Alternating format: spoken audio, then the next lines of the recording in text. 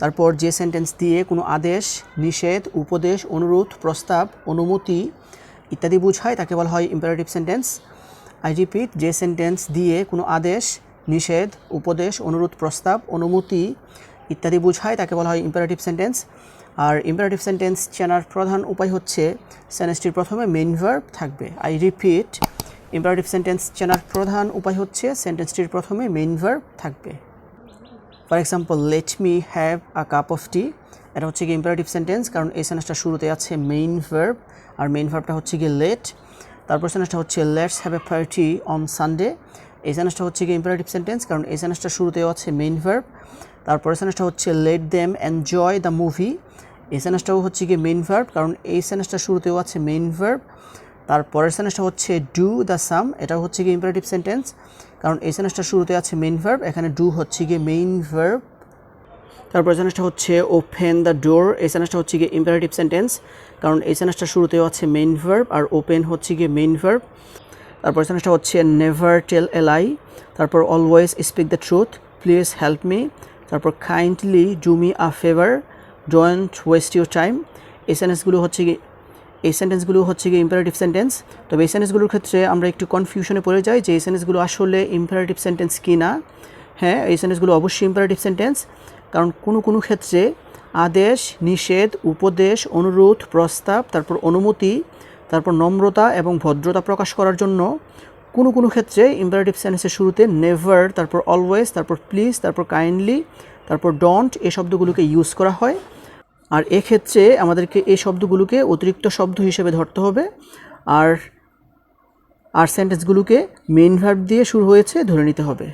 So এই সেন্টেন্সগুলো হচ্ছে গিয়ে ইম্পারেটিভ সেন্টেন্স। তারপর যে সেন্টেন্স দিয়ে মনের ইচ্ছা বা প্রার্থনা প্রকাশ পায় তাকে বলা হয় অবজেক্টিভ সেন্টেন্স। আই রিপিট, যে সেন্টেন্স দিয়ে মনের ইচ্ছা বা প্রার্থনা প্রকাশ পায় তাকে বলা হয় অবজেক্টিভ সেন্টেন্স। আর অবজেক্টিভ সেন্টেন্স চেনার প্রধান উপায় হচ্ছে সেন্টেন্সটির প্রথমে মে অথবা উইশ অথবা লং লিভ থাকবে। আই রিপিট, অবজেক্টিভ সেন্টেন্স চেনার প্রধান উপায় হচ্ছে সেন্টেন্সটির প্রথমে মে অথবা উইশ অথবা লং লিভ থাকবে। For example, may Bangladesh prosper day by day, এই সেন্টেন্সটা হচ্ছে গিয়ে অবজেক্টিভ সেন্টেন্স, কারণ এই সেন্টেন্সটা শুরুতে আছে মে। তারপরের সেন্টেন্সটা হচ্ছে may you shine in life, এই সেন্টেন্সটা হচ্ছে গিয়ে অবজেক্টিভ সেন্টেন্স, কারণ এই সেন্টেন্সটা শুরুতে আছে মে। তারপরের সেন্টেন্সটা হচ্ছে মে আল্লাহ হেল্প ইউ, এই সেন্টেন্সটা হচ্ছে গিয়ে অবজেক্টিভ সেন্টেন্স, কারণ এই সেন্টেন্সটার শুরুতেও আছে মে। তারপরের সেন্টেন্সটা হচ্ছে wish you all the best, এটা হচ্ছে গিয়ে অবজেক্টিভ সেন্টেন্স, কারণ এই সেন্টেন্সটা শুরুতে আছে উইশ।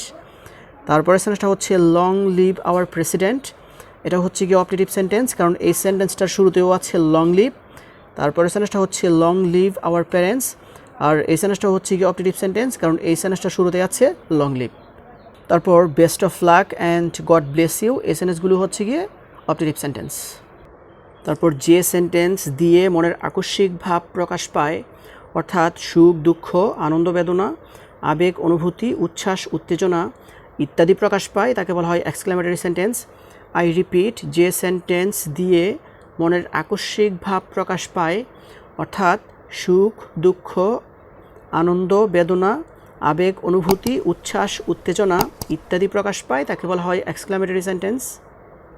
আর এক্সক্লেমেটরি সেন্টেন্স চেনার প্রধান উপায় হচ্ছে সেন্টেন্সটির মাঝখানে অথবা শেষে বিস্ময়সূচক চিহ্ন থাকবে। আই রিপিট, এক্সক্লেমেটরি সেন্টেন্স চেনার প্রধান উপায় হচ্ছে সেন্টেন্সটির মাঝখানে অথবা শেষে বিস্ময়সূচক চিহ্ন থাকবে। For example, what a lovely place it is, এটা হচ্ছে কি এক্সক্লেমেটরি সেন্টেন্স, কারণ এই সেন্টেন্সটার শেষে আশ্চর্যবোধক চিহ্ন মানে বিস্ময়সূচক চিহ্ন আছে।